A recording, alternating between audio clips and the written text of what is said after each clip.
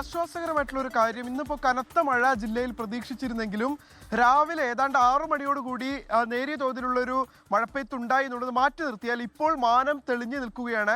പൂർണ്ണമായി അങ്ങനെ എന്ന് പറയാൻ കഴിയില്ലെങ്കിലും ഇപ്പോൾ കോഴിക്കോട് നഗരത്തിലെ സാഹചര്യം തെളിഞ്ഞ കാലാവസ്ഥയാണ് എന്നുള്ളതാണ്. താമരശ്ശേരി അടക്കമുള്ള മലയോര മേഖലകളിലാണ് മഴയുടെ കാഠിന്യം അല്പം കൂടി നിൽക്കുന്നത്. അവിടെ ഇന്നലെ രാത്രി മുതൽ അതിശക്തമായ മഴ പെയ്യുന്നു എന്നുള്ളതാണ് നമുക്ക് ലഭ്യമാകുന്ന വിവരങ്ങൾ.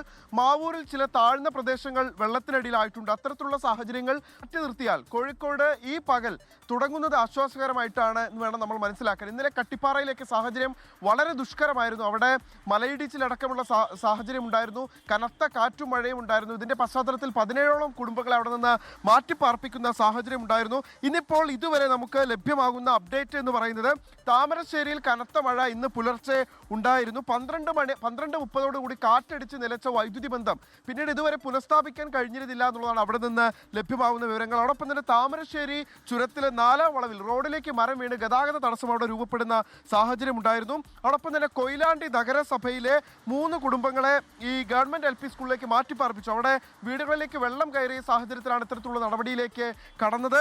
മാറാട് ഗോദീശ്വരത്ത് കടൽ കയറി റോഡ് തകർന്ന് ഈ ഗോദീശ്വരം ക്ഷേത്രത്തിലേക്ക് പോകുന്ന റോഡാണ് തകർന്നത്. അത്തരത്തിലുള്ള ഒരു സാഹചര്യം മാറാട് ഉണ്ടായിരുന്നു. അതോടൊപ്പം തന്നെ മാവൂർ മേഖലയിൽ വെള്ളപ്പൊക്കം രൂക്ഷമായി എന്നുള്ള വിവരങ്ങളടക്കം പുറത്തു വന്നിരുന്നു.